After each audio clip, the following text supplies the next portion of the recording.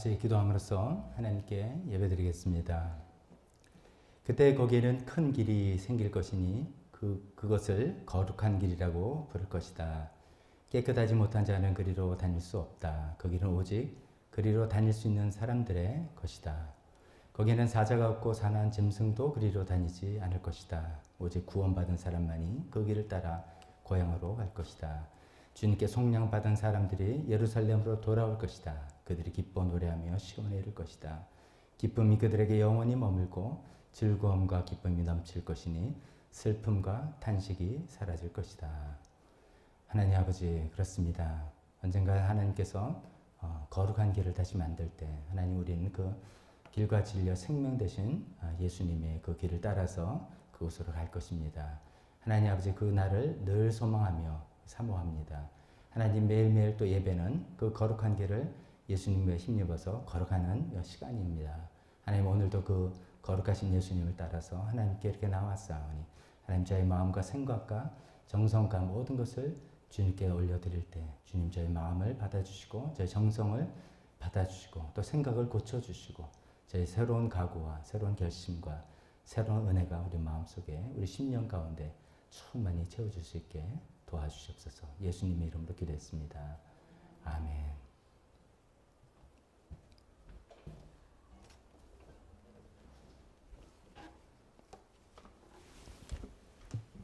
다 같이 일어서서 우리 하나님께 찬양하겠습니다. 첫 찬송, 모든 상황 속에서 주를 찬양하리라. 모든 상황, 우리가 또 지난 한 주 동안 또 최근에 우리의 삶 속에서 여러 가지 상황들이 많을 텐데 그런 모든 상황에도 불구하고 우리는 주를 찬양하기로 내 마음이 확정된 사람입니다. 확정된 사람입니다. 그런 마음으로 찬양을 주님께 올려드리며 예배 시작하겠습니다.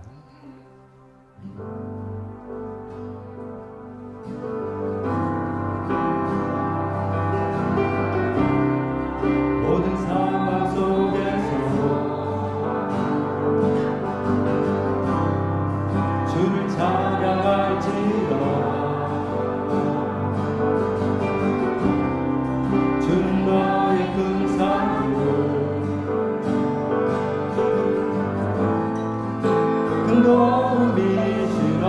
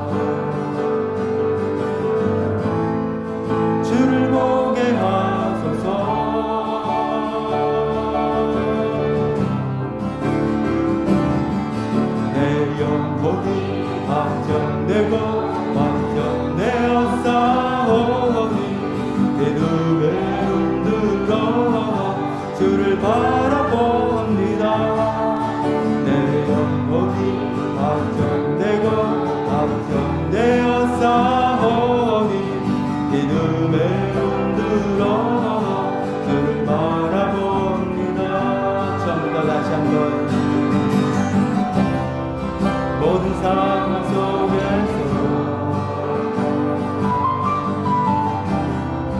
주를 찬양할지라. 주는 너의 큰 산들 큰 도움이시라. 주의 얼굴 구할 때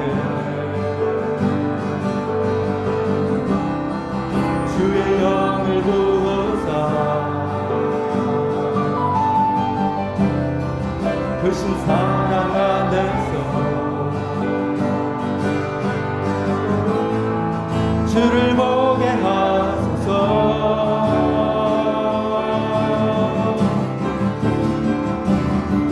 내 영혼이 확정되고 완전되어 싸우니 믿음의 눈 들어 주를 바라봅니다.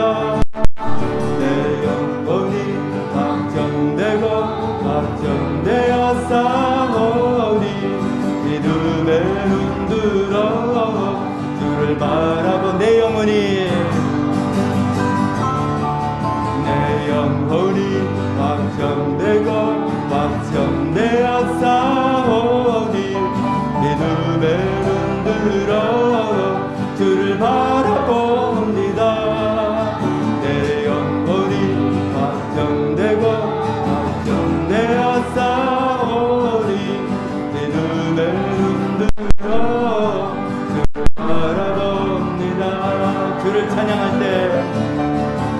주를 찬양할 때 주의 나라 이미 임했네. 그의 영원한 나라 보게 하소서. 주를 찬양할 때 주의 나라 이미 임했네. 그의 영원한 나라 보게 하소서.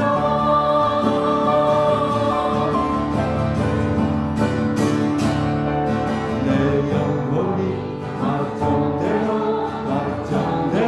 싸우니 믿음에 흔들어 주를 바라봅니다.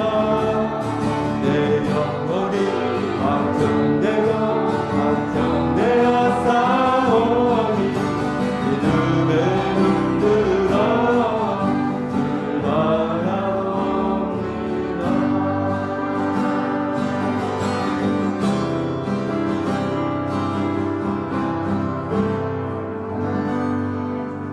아멘.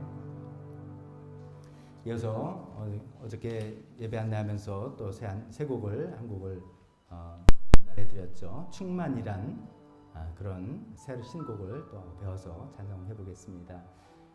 그 곡을 지으신 분 앞에 간증까지 되어 있는 부분이 있어서 일부러 그걸 보내드렸는데 그런 내용이죠. 우리가 예수님으로 충만할 때 세상이 두렵지 않습니다. 또 우리 예수님으로 충만할 때 세상이 부럽지 않습니다.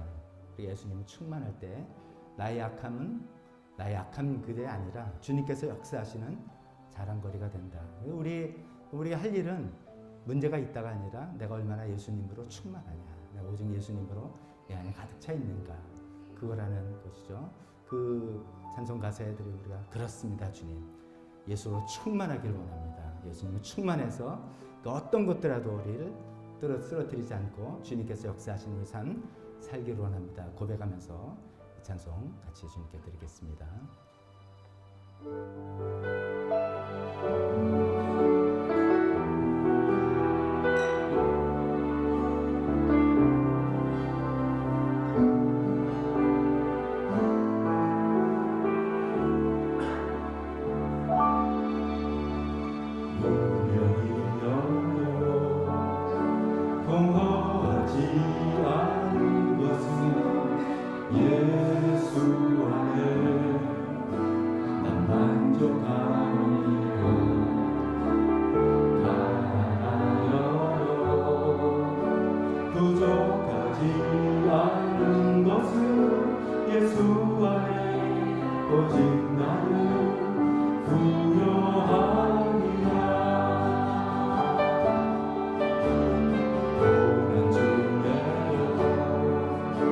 견뎌낼 수 있는 것은 주의 은혜 있기 때문이라. 신뢰하여도 일어설 수 있는 것은 예수 안에 오직 나는 승리함이라. 난 예수로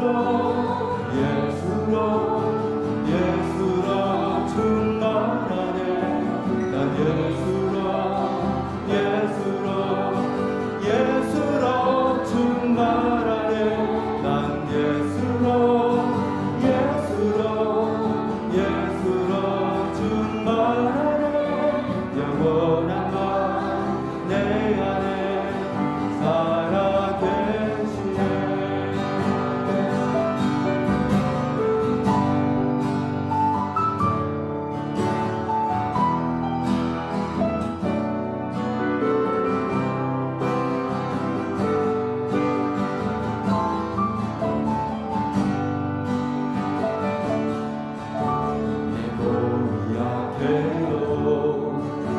낙심하지 않는 것은 예수 안에 난 완전하리라. 화려한 세상 부럽지 않은 것은 난 예수로 충만함이라.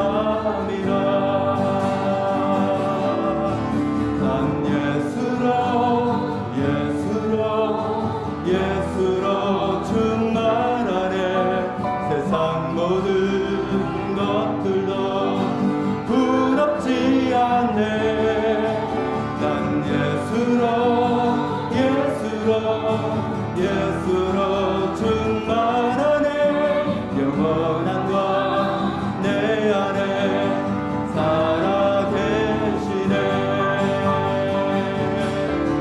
난 예수로 충만하네 난 예수로 충만하네 난 예수로 충만하네 영원한 왕 내 안에 살아계시네 난 예수로 충만하네 세상 모든 풍파도 두렵지 않네 난 예수로 충만하네 영원한 왕 내 안에 살아계시네 영원한 왕 내 안에 살아계시네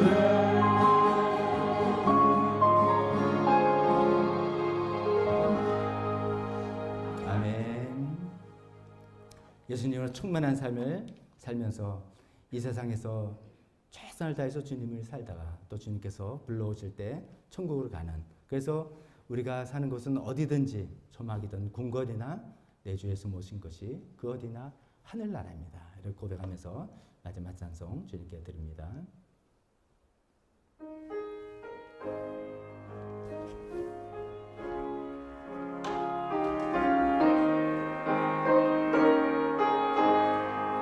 내 주머니 은총이가 중한 그 먹거니 슬픔 많은 이 세상과 천국으로 하로다 할렐루야 찬양하세 내 모든 죄 사함받고 주 예수와 동행하리 그 어디나 하늘나라 주의 얼굴 뵙기 전에 멀리 뵈던 하늘나라 내 마음속에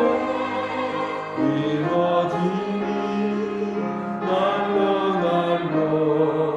가깝도다 할렐루야 찬양하세 내 모든 죄 사함받고 주 예수와 동행하니 그 어디나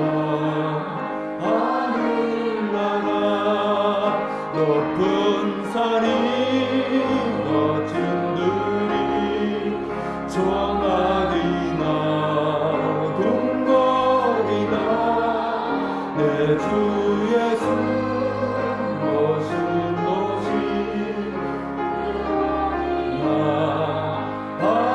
하늘나라 할렐루야 찬양하세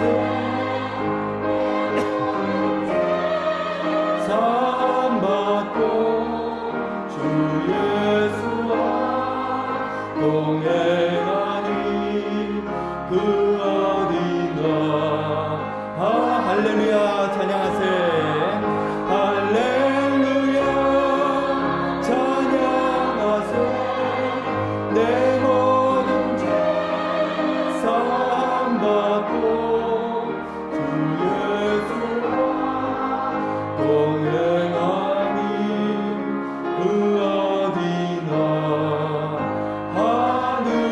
하늘나라 아멘. 다 자리에 앉으시기 바랍니다.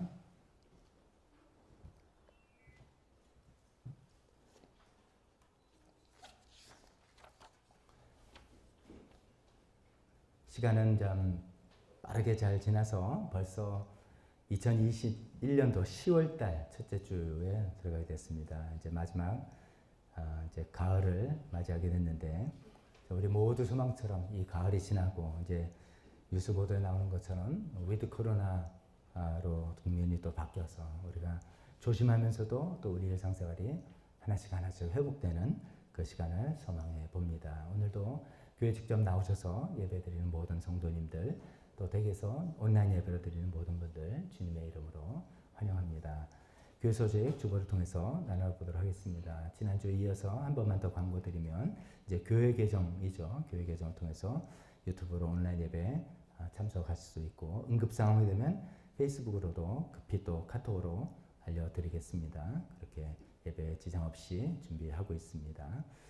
10월 헌금위원, 한동안은 헌금위원이 누구다 이렇게 정하는 것도 굉장히 좀 저 자신은 좀 힘들었습니다. 어떤 분이 한 달 내내 오실 수 있나 이런 것도 굉장히 상황이 달랐는데 이제 좀 안정이 돼서 10월 헌금위원 이렇게 광고를 드립니다. 사회정 목사님, 신원섭 집사님 한 달 동안 수고해 주시겠습니다.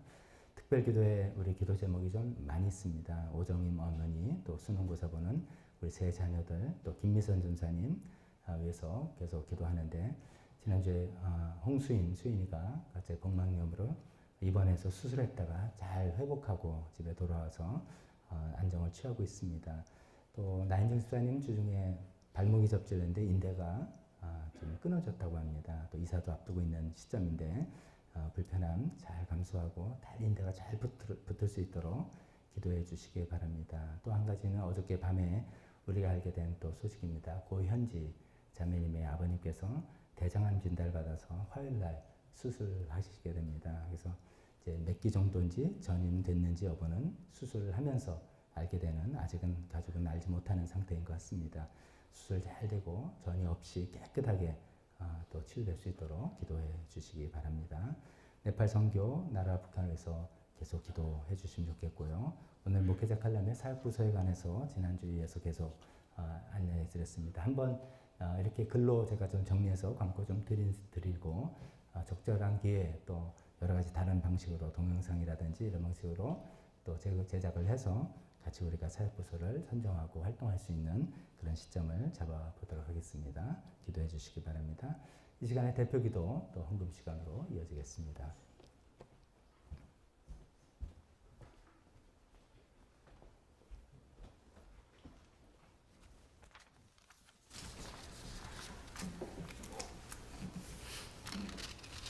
기도드리겠습니다. 사랑하는 하나님 아버지, 하나님과 인간에게 마지막 원수인 죽음을 예수님의 십자가와 부활로 패배시키시고 오직 예수님만 믿는 저희들에게 죽음을 축복으로 바꿔주신 놀라운 하나님의 사랑에 감사와 찬양을 올려드립니다. 오늘도 오직 하나님의 은혜로 이 팬데믹 속에서 지켜보호하여 주심에 감사드리며 모두가 한 마음으로 대면과 비대면으로 예배드릴 수 있는 특권을 허락하심에 감사를 드립니다. 지난주 설교 말씀을 통해 아무도 피해갈 수 없는 죽음을 생각하면서 더욱더 예수님과 인격적이고 친밀한 관계를 사모하는 마음을 주셔서 너무 감사합니다. 죽음은 우리를 쉬게 해주고 좋은 세상으로 인도하고 예수님과 같이 완전하게 될 것을 기대하게 하시니 너무 감사합니다. 영원히 주님의 임재 안에서 죄와 고통과 불안함으로부터 해방된 새로운 세상으로 인도하는 그 죽음을 매 순간 예수님과의 깊은 관계를 통해 잘 준비하는 저희 모두가 되기를 결단합니다. 이 시간 요추 골절로 고생하고 계시는 오종인 어머님을 위해서 간절히 기도합니다. 하루속히 온전히 치유되시기를 기도드립니다. 복막염 수술을 받고 회복 중에 있는 홍수인이 속히 회복되기를 간절히 기도합니다. 인대를 다치신 나현정 집사님의 발목도 하루속히 온전히 회복되시기를 간절히 기도합니다. 지난주 갑작스럽게 대장암 진단을 받으시고 오늘 입원하시고 화요일에 수술을 받게 되실 고현지 자매님의 친정 아버님, 고동규 아버님을 위해서 간절히 기도합니다. 하나님의 강하신 팔로 잡아주시고 모든 수술 절차와 또 전이 없이 깨끗이 완치될 수 있도록 역사하여 주시옵기를 간절히 기도합니다. 10월 27일 갑상선 수술을 받게 되는 손영경 목녀님의 안전한 수술과 완전한 치유가 이루어지기를 간절히 기도합니다. 내년 3월에 출산 예정인 김미선 전도사님과 태아의 건강을 지켜주시옵기를 기도합니다. 11월 18일에 수능고사를 보는 윤성호, 이단우, 이윤서를 위해서 기도합니다. 지혜 주시고 힘 주셔서 잘 감당하게 하여 주시고 아버지의 최선의 길로 진로도 인도하여 주시옵기를 간절히 기도합니다. 긴 코로나의 시간 속에서도 목원들을 위해서 수고를 아끼지 아니하시고 중보 기도하며 삶을 헌신하고 계신 목자 목녀님들을 위해서 기도합니다. 목자 목녀님들의 가정에 물질의 축복과 건강의 축복과 자녀들이 잘 되는 축복을 주셔서 이분들만 보아도 섬기는 삶의 신앙생활을 하고 싶은 의욕이 생기는 그런 역사가 일어나게 도와주시옵소서. 코로나의 상황과 열악한 의료시설 가운데에서도 힘든 생활을 보내고 있는 네팔 시티 미션 교회와 라지 목사님 가정을 주님께 올려드립니다. 네팔 식구들의 안전과 건강을 지켜주시옵고 영적으로 강건하여서 교회가 든든히 서서 모든 사역을 잘 감당할 수 있도록 인도하여 주시옵소서. 우리나라를 지켜주시옵소서. 모든 위정자들과 외정자들에게 지혜와 하나님의 마음을 부어주셔서 올바르게 나라를 지켜나갈 수 있도록 인도하여 주시옵소서. 한옥금 학교 선생님들과 함께 하셔서 하나님의 마음으로 학생들을 잘 지도할 수 있도록 계속해서 복음이 전파될 수 있도록 축복하여 주시옵소서. 말씀 전하시는 박 목사님을 위해서 기도합니다. 지혜와 지식의 은사가 나타나게 하시어 아버지의 음성 잘 듣고 순종하는 목사님으로 매 순간 오직 예수님만 전하고 선포하게 도와주시옵기를 기도합니다. 이 모든 말씀 예수님의 이름으로 기도합니다.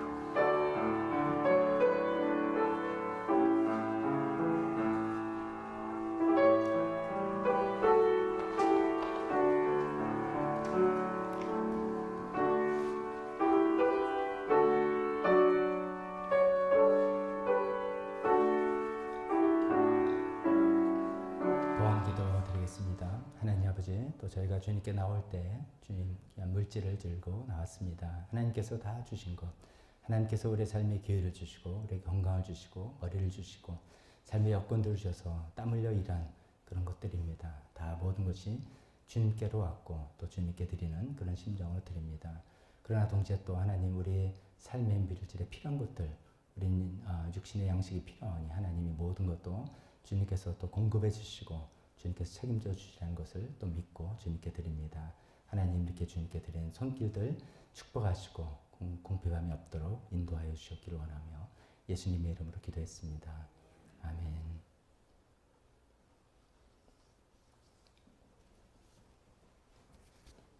설교 시간입니다. 우리 다 같이 해서 주보 안에 있는 설교 본문 말씀 같이 읽도록 하겠습니다. 고린도 전서 15장 29절에서부터 34절에 있는 말씀입니다. 함께 같이 읽겠습니다. 시작. 죽은 사람들이 살아나지 않는다면 죽은 사람들을 위해서 침례를 받는 사람들은 무엇하려고 그런 일을 합니까? 죽은 사람이 정말로 살아나지 않는다면 무엇 때문에 그들은 죽은 사람들을 위하여 침례를 받습니까? 그리고 또 우리는 무엇 때문에 시시각각으로 위험을 무릅쓰고 있습니까? 형제자매 여러분, 나는 감히 단언합니다. 나는 날마다 죽습니다. 이것은 우리 주 예수 그리스도께서 여러분에게 하신 그 일로 내가 여러분을 자랑스럽게 여기는 것만큼이나 확실한 것입니다. 내가 에베소에서 맹수와 싸웠다고 하더라도 인간적인 동기에서 한 것이라면 그것이 나에게 무슨 유익이 되겠습니까? 만일 죽은 사람이 살아나지 못한다면 내일이면 죽을 터이니 먹고 마시자 할 것입니다. 속지 마십시오. 나쁜 동무가 좋은 습성을 망칩니다. 똑바로 정신을 차리고 죄를 짓지 마십시오. 여러분을 부끄럽게 하려고 내가 이 말을 합니다만 여러분 가운데서 더러는 하나님을 아는 지식이 없습니다. 아멘. 잠깐 기도하겠습니다. 하나님 아버지, 계속해서 부활의 신앙이 우리에게 어떤 의미가 되는지를 생각해 보고 있습니다. 오늘은 부활 신앙이 우리 현재 삶에, 오늘날의 삶에 어떤 의미가 되는지를 살펴보려고 합니다. 우리 부활 신앙을 가지고 하나님께서 바라시는 그런 삶의 모습을 잘 살 수 있도록 우리 각자에게 주님 말씀해 주시고, 주님께 도움을 구할 때 주님께서 들어응답하여 주시옵소서. 예수님의 이름으로 기도했습니다. 아멘. 자리에 앉으시기 바랍니다.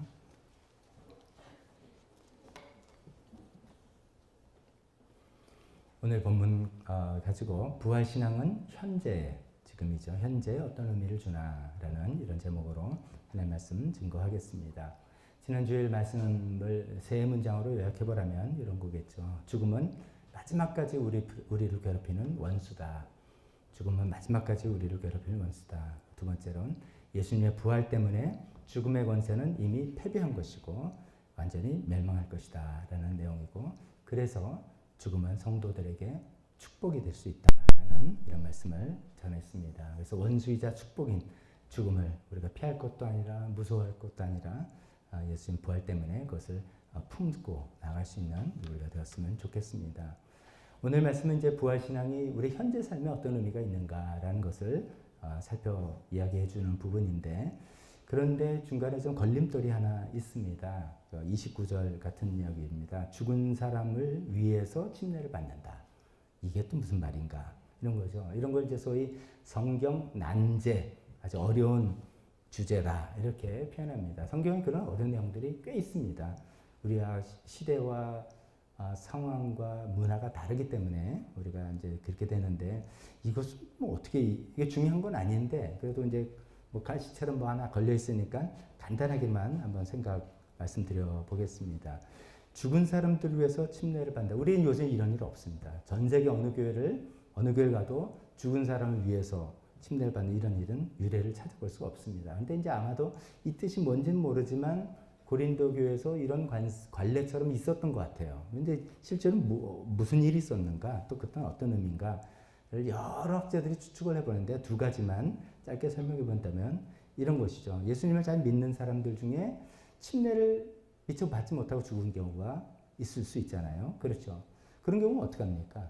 예수님 믿었는데 침례를 못 받았으니까 아유 저 사람 천국 못 갔다.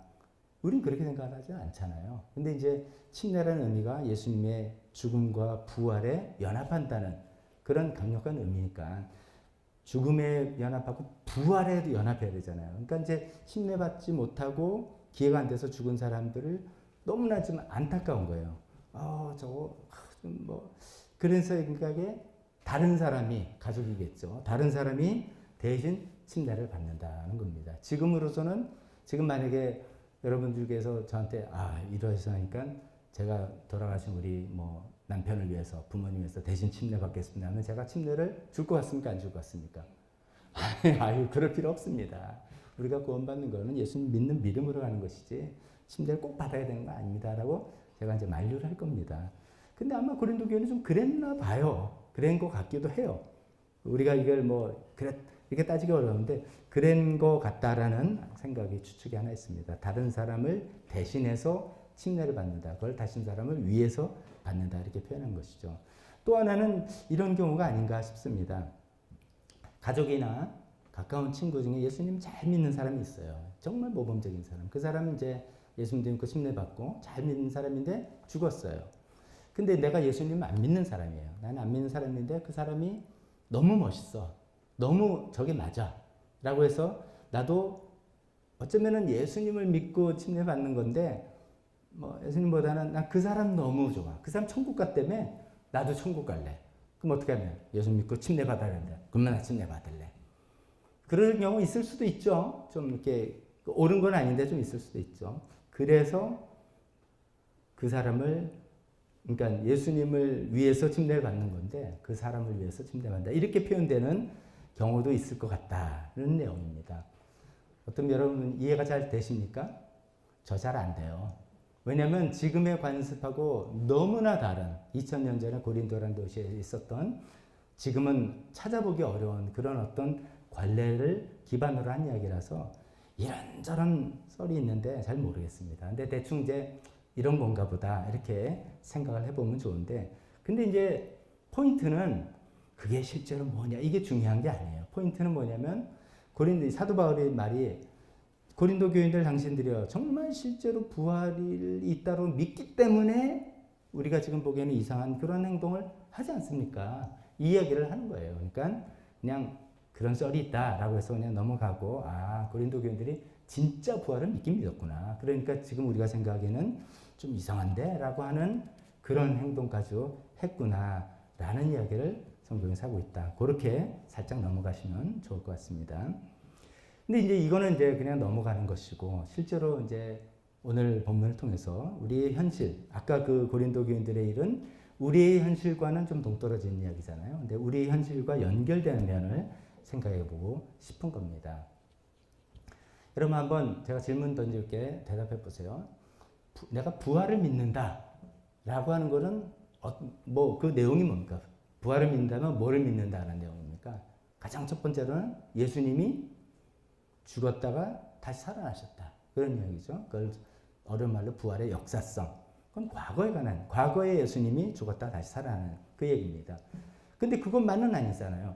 예수님 부활하셨겠네. 또 부활의 첫 열매라서 나도 부활한다. 이것이 또 부활을 믿는다는 부활신앙에 들어가는 거잖아요. 그것은 나도 부활할 것이다. 이것은 과거의 일이 아니라 미래의 일입니다.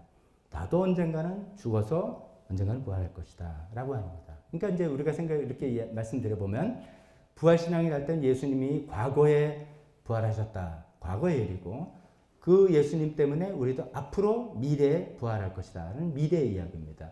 그럼 현재는 뭐냐? 이거죠. 현재는 그러면 나중에 이렇게 하면 참 좋겠다라고 그냥 살아가는 것이냐? 아니다 하는 것이죠. 현재 우리에게 다가오는 의미는 뭐냐? 이것을 오늘 사도 바울이 자신의 이야기를 빗대어서 이야기를 하고 있습니다. 두 가지를 여기서 이야기하고 있는데 첫 번째로 사도 바울이 이런 이야기를 하죠. 오늘 주어진 일에 최선을 다한다. 내가 부활을 믿기 때문에 오늘 주어진 일에 최선을 다한다. 이런 얘기를 하고 있습니다. 자, 이야기를 하는데 조금 우리에게 익숙하지만 우리가 본문 맥락과 조금 상관없이 잘 알려진 31절 말씀이 나는 날마다 죽노라 이야기입니다. 나는 날마다 죽노라. 이게 이제 우리가 맥락과 상관없이 딱 이해할 때는 그랬어요. 자기 부인 예수님께서 날마다 자기 십자가를 지고 나를 따르라. 그러니까 나를 죽이고 나는 죽어야 된다. 이게 너무나 훌륭한 신앙의 자세입니다. 맞는 사도 바울이 여기서 이 말을 할 때는 자기 부인에 관한 이야기하고는 좀 결이 다른 이야기입니다. 사도 바울이 어떤 이야기를 하다 이 표현을 했냐면 만약에 부활이 없다면 내가 무엇 때문에 시시각각으로 위험을 무릅쓰고 살아가겠냐. 나는 날마다 죽는다. 이런 얘기를 하는 거 보면 자기 부인해라 이런 거 하기보다도 내가 날마다 죽을 각오를 하고 나에게 주어진 일을 다 위해서 나는 위험까지도 무릅쓴다. 왜 그러냐? 부활을 믿기 때문이다. 죽어도 부활이다. 그렇기 때문에 모든 위협을 다 무릅쓰고 내가 죽을 각오로 해서 나에게 주어진 일을 최선을 다해서 한다. 그런 이야기를 하는 내용입니다. 그래서 이제 나는 날마다 죽노라를 자기 부인으로 생각하셔서 자기 신앙에 도움 받아도 됩니다. 그것만 딱 떼서 그래도 되는데 요 흐름에서는 그런 것보다도 정말 죽을 각오를 하면서 죽음도 두려워하지 않고 나에게 주어진 일을 정말 하는 사도 바울 자기 이야기를 하는 거구나. 이렇게 이해하는 것이 문맥에 더 맞을 것 같습니다. 즉 이런 겁니다. 우리가 부활신앙이라는 거 뭐냐? 과거에 예수님께서 죽었다가 다시 살아나셨다. 그래서 그 의미는 뭐냐? 그 예수님이 하나님이 아니라는 증거고 그래서 우리 죄 용서를 받았다라는 것 증거다. 좋다. 또 부활은 뭐냐? 미래에 우리도 다 이렇게 살아날 것이다.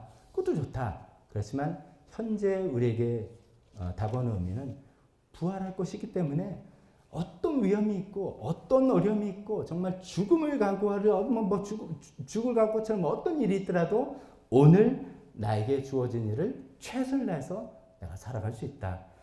죽음이란 안전망, 부활이란 안전망이 나에게 있기 때문이다 라고 이야기하는 것입니다. 죽음은 끝이 아니라 죽어도 다시 살아나니까. 이 세상에 그런 사람을 이길 사람이 어딨습니까? 우리가 뭐 싸울 때 죽여봐 뭐 그래도 이렇게 대드는 사람을 이길 수가 없어요. 근데 우리가 어떻게 하면 그런 것이죠. 나에게 주어진 일을 수행함에 있어서는 죽음도 두렵지 않다. 왜냐? 부활할 것이기 때문이다. 죽음도 두렵지 않고 부활하는 것뿐만 아니라 죽은 후에 다시 살아서 하나님의 공의로운 심판이 있을 걸 안다. 더 이상 억울한 일, 이런 일 없이 공정한 심판을 받고 합당한 보상을 받을 것, 이런 거를 확신하기 때문에, 그렇기 때문에 나에게 주어진 일, 힘들고 어렵고 오해받고 뭐 좀 짜증나고 여러 가지 일일지라도 매일매일 그런 일이 나한테 닥쳐도 죽음을 무릅쓰고도 내가 두려워하지 않고 최선을 다해서 살아갈 수 있는 그 삶의 태도가 이 부활 신앙에서 나온 것이라고 사도 바울이 이야기하고, 그것이 우리의 또 모습이 되어야 될 것이라고 믿습니다. 여기서 한 개 또 연결시킨다면, 하루하루를 최선을 다해서 산다는 것은 어떤 결과에 연연하는 게 아니라 그 과정에 충실한 삶이라고 말씀드리고 싶습니다.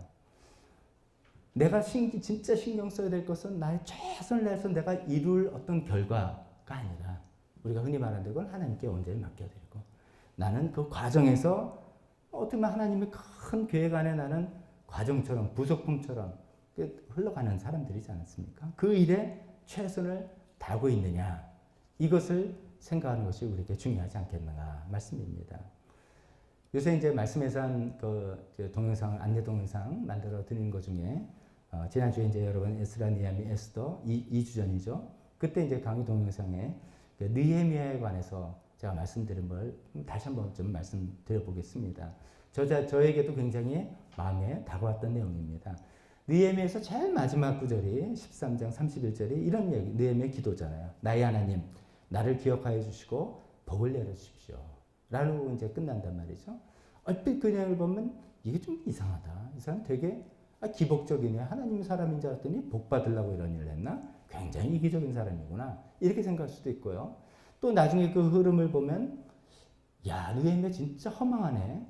아니, 에스라, 느헤미야, 에스더는 좀 다르지만 그 역사의 흐름이 뭡니까? 기적적으로 포로가 귀환됐어요. 바벨론 제국, 페르시아 제국 바뀌고 정책이 바뀌어서 포로가 기억돼 70년 만에 진짜 돌아오게 되고, 그래서 사람들을 하나님도 일어나가지고 성전이 재건되고, 에스라가 와서 율법을 다시 이렇게 틀 잡고, 우리나라 헌법 같은 걸 잡고, 그 다음에 느헤미야가 와서 성벽을 탁 쌓고 삶의 터전까지 다 잡혀졌어요. 그러면 이제 뭐가 쫙 멋있게 돼야 될 것 같은데, 느헤미야에서 뒷부분을 감아보면 안 그렇단 말이에요. 그렇게 했는데도 계속 이스라엘 백성들은 불순종하고 타락하고 하나님 말씀대로 살아가지 않는 그것을 막지를 못하는 거죠. 그 죄악의 모습들을 죄라고 표현한다면 막지를 못하는 그런 상황 가운데 느헤미야가 두 번째 다시 와서 그 일을 다 했는데도 그게 안 되는 거죠. 그런 상황 가운데 느헤미야의 기도다.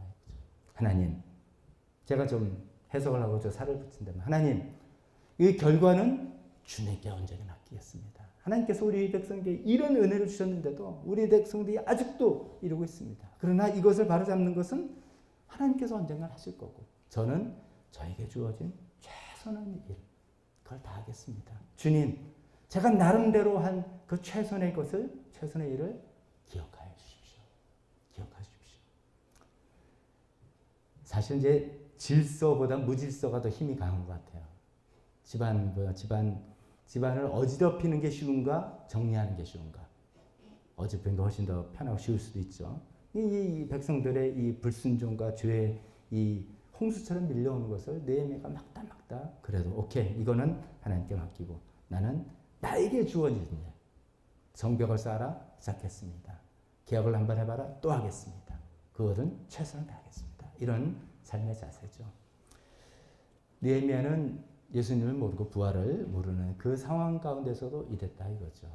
우리는 어느 정도 결말도 압니다. 결말이 어떻게 될 거라고도 성경에 약속이 주어져 있습니다. 그렇다면 하나님께서 그런 부활의 세계, 그 영원한 세계를 것을 정말 하나님께 믿고 내 삶에서 이루어지느냐 아니냐고 또 맡겨드리고, 나는 내가 할 일은 그 부활의 세계가 있으니까 나는 오늘 나의 현실에서 나에게 주어진 일 최선을 다해서 목숨을 걸고도 하겠습니다. 라고 하는 것이 부활신앙의 현재 어떤 의미가 아닐까 싶습니다. 느헤미야는 성벽을 쌓는 일이었습니다. 바울은 곳곳을 다니면서 복음을 전하는 일이었습니다.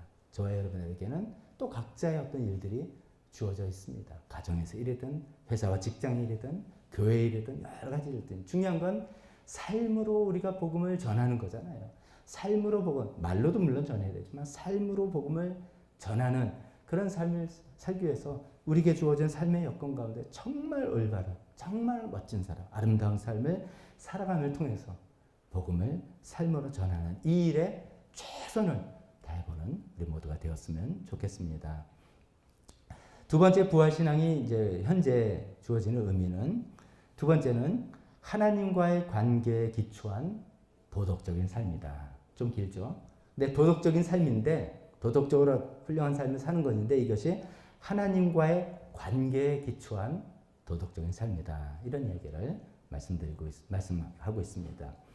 사도 바울이 이제 본문에 계속해서 또 좀 이게 무슨 말이지 하고 하는 것이 32절에 에베소에서 맹수하고 싸웠다는 이야기를 합니다. 그래서 이게 또 이제 학자들이 진짜 맹수하고 싸웠다는 뜻인지 아니면 에베소에서 복음을 사역을 대적하는 대적자들과 막 갈등과 어려운 일을 방해 세력과 싸웠다는 일인지 두 가지 단지 이렇게 생각을 해봅니다.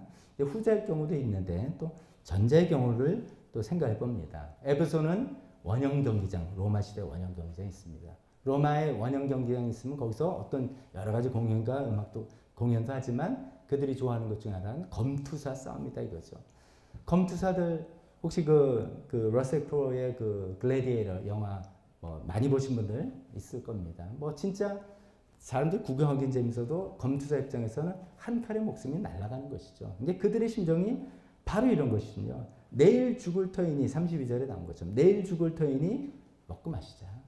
지금 검투사 입장에서 내일을 준비해서 뭐 자녀 계획은 어떻게 돼, 집은 언제 사고 뭐 은퇴 후에 이거 어떻게 설계하겠습니까? 이 당장 다음날 전투에서 싸우면서 죽으면 끝인데 이런 삶이니까 내일 죽을 터이니 그냥 먹고 마시자.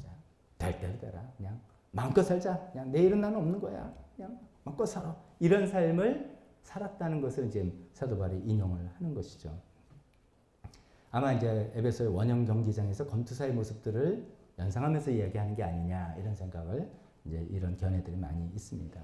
이것이 바로 이제 어떻게 보면 부활의 세계를 믿지 않고 죽음의 내세, 천국의 삶이 그런 게 어딨어 라고 하는 사람들이 이런 태도로 살지 않겠느냐 하는 이야기죠. 그러면서 계속해서 사도 바울은 33절에 속지 마십시오. 속지 마십시오. 라고 이야기하면서 나쁜 동무가 좋은 습성을 망칩니다. 라는 이야기. 뭐 너무 평범한 이야기죠.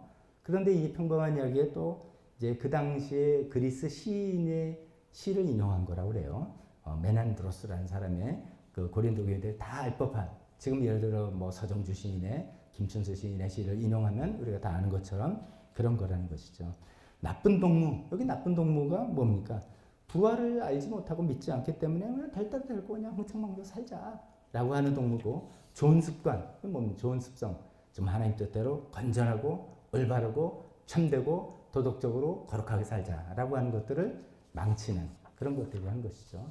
고린도 교회 이제 그런 모습들이 많았기 때문에 사도 바울이 이런 얘기를 하죠. 그래서 똑바로 정신 차리고 죄를 짓지 말라고 강력하게 경고하면서 이야기를 하고 있습니다.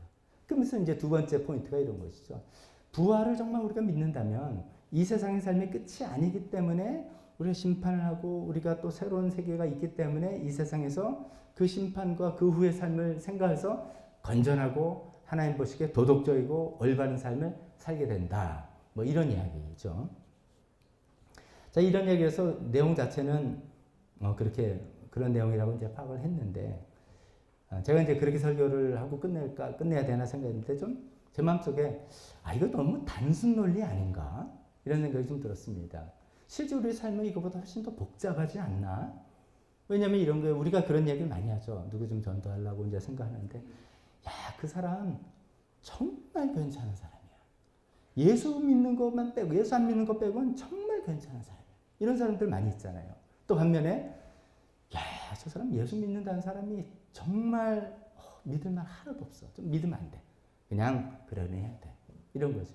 이게 개인 차이만이 아니라 이제 사회학자들이 연구해 보면 이런 것들이 있습니다. 전 세계적으로 이제 종교성이 강한 나라, 종교성이 약한 나라도 있잖아요. 종교성이 강한 나라 어디입니까? 이게 좀 비하가 될지 모르지만 남미, 아프리카나 이런 데 이게 기독교만이 아니라 종교성이 강한 나라잖아요. 근데 그런 나라들의 전체적으로 사회적인 문제가 크다, 적다. 아주 크죠. 부정부패 심하고 뭐 말도 안 되는 일들이 일어나는 게 종교성이 강한 종교들은 다양하게 내세를 믿고 심판, 교리가 좀 비슷합니다. 예수님이라는 분이 좀 다를 수 있는 것이죠. 굉장히 비슷한 공통점이 있는데 왜 사회는 이렇게 부패됐고 그러냐. 반면에 종교성이 없는 예를 들어 지금 이제 얼핏 떠오르는 건 그 북유럽 같은데 우리가 이제 전 가보지 않아서 모르겠지만 대개 이제 그 사람들이 뭐 상식적으로 잘 살고 남을 배려하고 공정 배려 이런 것들이 잘 돼 있다라고 하는데 그쪽 사람들은 신앙적인 종교성은 계속 떨어지고 있어요. 지금 뭐 아마 그 북유럽에 당시에 종교가 있습니까? 아마 설문조사해 보면 10%도 안 될지도 모르겠습니다. 그런데 그 사회는 정념하고 배려가 있고 그렇단 말이죠. 소위 도덕적인 사회. 이게 어떻게 된 거냐. 우리가 주변에도 봐도 교회 열심히 다니고 막 신앙생활을 하는데 비도덕적으로 사는 사람들도 있고 전혀 그렇지 않은데도 굉장히 훌륭한 도덕적으로 사는 사람. 개인적인 차이도 있고 국가적으로 사회적인 차이도 있고 이렇기 때문에 단순하게 예수님의 부활신앙이 있으면 오늘날 현재 삶에서 우리가 도덕적으로 청렴하고 깨끗하게 거룩하게 사는 것입니다. 라고 말하기에는 좀 우리가 좀 생각할 것은 있지 않는가 그런 생각이 듭니다. 자, 예수님을 믿지 않고 신앙이 없으면서도 도덕적으로 좀 깨끗한 삶, 도덕적인 삶을 사는 사람들. 내가 뭐 그게 뭐냐라고 할 때 그냥 이렇게 표현해 보겠습니다. 남들 잘 배려하고 공정하게 일을 처리하고 뭐 이렇게 표현해 봅시다.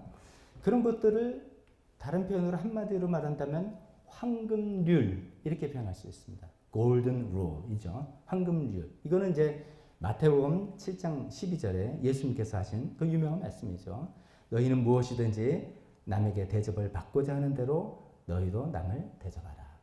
받고 싶은 대로 남을 대접하고 노시는 거 남들에게 하지 말아라. 이런 내용이지 않습니까? 이건 이제 황금률이라고 이야기하는데 근데 이 황금률은 예수님만 하신 말씀이 아닌 거예요. 사실 모든 사회를 보면은 많이들 있습니다. 예를 들면 이제 예수님 600년 전에 이집트에서 발견된 파피루스 거기에 이런 글이 있습니다. 남에게 당하고 싶지 않은 일을 다른 사람에게 행하지 말아라. 거의 비슷한 얘기죠. 이것도 황금률 할 수 있는 거죠. 또 공자. 예수님 오시기 전에 5세기, 6세기 전 사람이죠. 논어에 이런 얘기했죠. 내가 바라지 않은 것은 남에게 하지 말아라. 한자로 이제 표현해 본다면 기소부력이면 물시어인이다. 뭐 이렇게 이런 것들 우리 옛날에 논어를 공부하신 많은 우리 선조들이 이런 이야기를 다 알고 있었다는 거죠. 또 그리스의 탈레스 주전 7세기 사람은 타인들에게서 발견한 허물을 스스로 행하지 않을 때 가장 착하고 바르게 살 수 있다. 이런 것들 이해가 굉장히 많이 있죠. 이런 걸 전부 뭉뚱그려서 황금률이라고 표현할 수 있는 것이죠. 이런 것이 잘 지켜지면 남들 서로 배려하고 공정하고 피해 안 주고 사회는 건전하고 도덕적이고 청렴한 사회가 될 수 있다. 이런 것이죠. 제가 이제 드리려는 말씀은 뭐냐면 이제 예수님을 믿으면 도덕적으로 올바른 삶을 살고 예수님을 안 믿으니까 저 사람은 뭐 깨끗하게 살 아무 이유가 없잖아.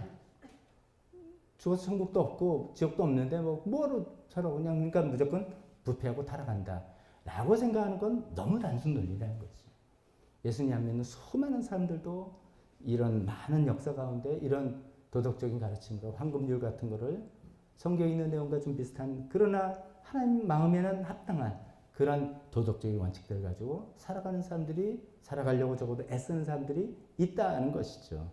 그래서 이제 너무 단순하게 이야기하면은 그건 좀 맞지도 않고요. 또 반대로 예수 믿는 사람인데도 그렇게 살지 못하는 우리가 더 초라하게 보입니다. 그래서 저는 이 이야기를 그냥 부활의 신앙의 현재적인 의미가 부활을 믿으면 부활의 심판이 있고 그 그다음 부활세계에 있으니까 그 심판을 염두에 두면서 이 세상에서 깨끗하고 도덕적인 삶을 살아간다 라는 단순 논리가 아니라 우리가 그렇게 도덕적으로 살아가는 그 기초는 뭐냐? 하나님과의 관계이다는 거죠. 하나님과의 관계 때문에 그런 삶을 살아가는 것이 커다란 차이라는 것을 우리가 알아야 되는 것이죠. 그러니까 아까 예를 들어서 저 사람 정말 괜찮은 사람인데 예수님만 안 믿어. 그러면 가장 중요한 걸 빠뜨린 것이죠. 물론 예수님 잘 믿는데 삶은 영 아니다. 그건 틀린 거지만 그런 것이죠. 이렇게 우리가 이해했으면 좋겠습니다. 우리가 신앙생활을 한다는 것은 굉장히 신앙생활 잘하면 도덕적인 삶을 삽니다. 왜냐하면 하나님께서 그렇게 말씀하셨죠. 내가 거룩하니 너희도 거룩해라. 그렇게 되어야 되는 겁니다. 그렇게 되어야 되는 것이죠. 근데 신앙생활을 하면 우리가 좀 도덕적이고 좀 깨끗한 삶을 살아가는 것은 아까 제가 말씀드린 전 세계 우리 인류 보편적으로 있는 황금률, 그래야지 사회가 안정이 되는 거죠. 왜 이런 교훈들이 공자가 이야기하고 탈레스가 이야기했냐면은 그래야지만 사회가 안전하게 유지된다는 것을 인간의 지혜로서 알았던 것이죠. 이것은 하나님이란 어떤 존재께서 하나님으로서 나온 것이 아니라 인간들의 지혜인 것입니다. 그래야지 네 양심에 찔리지 않고 사회는 안정적으로 서로 배려해서 가자. 지금 우리가 요즘에 공정, 배려하는 우리 사회에서 많이 이야기하는 것도 다 그런 차원이죠, 사실은. 나쁘다는 뜻이 아닙니다. 그러나 그 기초가 어디냐? 그래야지 우리가 서로 잘 사는 것이다는 것입니다. 그러나 우리의 신앙생활의 출발은 하나님과의 관계다. 우리 신앙생활 출발은 뭐냐면 왜 우리가 그래야 되느냐? 하나님이 그런 분이시기 때문이다. 하나님이 인생을 그렇게 대하시고 하나님께서 자비와 긍휼이 많으시고 우리를 배려하시는 분이시고 하나님의 성품으로부터 그런 삶이 시작되는 것이고 내가 예수님 믿음으로 그 하나님 성품이 점점 내가 닮아가 나가게 되는 것이고 우리가 도덕적인 삶을 살지 못했다면 나한테 손해가 오기 때문에 그걸 안 하는 게 아니라 그 하나님의 마음을 아프게 해드렸다는 관계에서 오는 것이죠. 그 마음을 아프게 했다는 하나님의 죄송한 마음 속에 그러면 안 되지 라고 하는 하나님과 나의 관계에 기초된 도덕적인 삶이라는 것입니다. 그 차이를 우리가 분명히 알면서 살아가야 될 것 같습니다. 그러니까 다시 한번 말씀드리면 다 너무 좋은 삶인데 예수님만 안 믿어. 가장 중요한 걸 빠뜨린 사람이죠. 가장 중요한 게 빠진 사람인 것이죠. 말씀 좀 이제 정말 정리해봅니다. 그 두 번째 포인트는 오늘 우리가 신곡이라고 불렀던 거 충만이라는 찬송 가사하고 좀 비슷한 것 같아요. 그 아까 제가 멘트를 잠깐 다시 말씀드리면 이 세상에 두렵지 않고 예수님으로 충만할 때 이 세상 두렵지 않고 예수님 충만할 때 이 세상 부럽지 않고 뭐 이런 얘기 했지 않습니까? 우리가 이 세상에 올바르고 정직하고 도덕적이고 거룩하고 참되게 살아야 되는 그 유일한 이유는 하나님이 그러신 분이고 그 하나님이 내 안에 계시기 때문에 그로 인해서 그 하나님과의 관계로 인해서 그런 삶이 젖어나가는 거예요. 그렇기 때문에 내가 교만할 것도 하나도 없는 것일 거예요. 그걸 잘했다고 교만할 것도 아니고 잘못했으면 언제든지 하나님께 와서 용서함을 구하고 관계로 회복해 나가는 것이죠. 그런 의미에서 부활신앙이 그런 하나님과 관계를 계속해서 우리에게 또 우리 북돋아 주기 때문에 이 세상에서 올바르고 깨끗한 그런 삶을 살아갈 수 있습니다. 우리는 분명히 믿습니다. 우리가 살다가 죽으면 최선을 다해서 우리에게 주어진 일을 최선을 다해서 우리는 합니다. 그러고 결과 하나님께 맡겨드립니다. 최선을 살 때 그 후에는 부활의 세계가 있어서 그 안에는 심판이 있고 보상이 있고 영원한 천국이 있고 부활의 세계가 있어서 그 안에서 하나님과 함께 영원히 누린 삶 그걸 믿기 때문에 더욱더 최선을 다할 수 있고 그것을 믿기 때문에 이 땅에서 손해보는 것을 보더라도 도덕적인 거 참더라도 정말 제가 정직하고 도덕적인 삶을 살아나갈 수 있는 우리가 다 되었으면 좋겠습니다. 우리 기도하겠습니다. 반주해 주실 때 부활신앙의 현재 나의 삶에 어떤 의미를 주느냐 오늘 나에게 주어진 일에 최선을 다할 수 있게 해준다. 또 하나님과의 관계에 기초한 그런 도덕적인 삶을 살게 해준다. 이 두 가지 내용을 좀 생각해 보시면서 여러분에게 또 기도의 거리가 있고 고민의 거리가 있고 좀 하나님께 감사한 내용이 있고 하나님께 결단의 내용이 있다 한다면 그것을 하나님께 기도하는 또 도움을 요청하는 그런 한신 시간 갖도록 하겠습니다. 기도하겠습니다. 하나님 아버지, 하나님 정말 그런 세상에 있게 정말 세상에서 정말 잘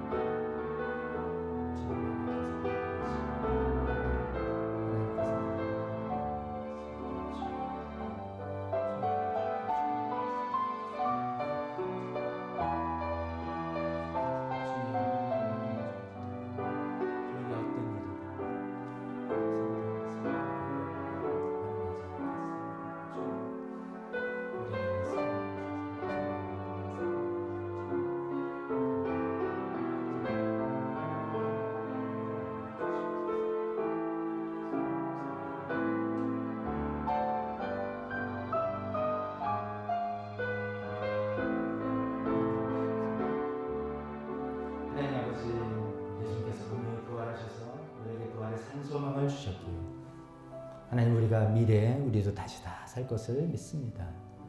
동시에 우리가 오늘날 이 부활 신앙으로 오늘 우리에게 주어진 일을 최선을 다해서 살 수 있는 큰 힘이 되는 것을 또 우리가 생각해 보았습니다. 또 오늘날 주님과 관계 안에서 깨끗한 삶, 도덕적인 삶을 살아갈 수 있는 중요한 원동력이 됨을 또 살펴봤습니다. 주님, 그렇게 살겠습니다. 하나님께서 그런 신분이기 때문에 하나님과 그런 관계 안에서 그러나 깨끗하고 정직하고 도덕적인 아름다운 삶 살아가게 도와주시옵소서. 하나님, 우리의 부족한 점들 주님 너무나 잘 아십니다. 우리의 연약한 점들 잘 아십니다. 주님 시간에 주님께 도움을 구하고 기도하오니 주님께서 도와주시옵소서. 예수님 이름으로 기도했습니다. 지금은 우리 주 예수 그리스도의 은혜와 하나님 아버지의 사랑하심과 성령님의 교통하심이 오늘날 우리가 이 시간에 살아가면서 부활신앙을 붙들고 살아야 되겠다. 최선을 다하며 살며 도덕적으로 정직한 삶, 깨끗한 삶을 살겠다. 결단하는 여기 있는 모든 분들 머리 위에 지금부터 영원토록 함께 있을지어다.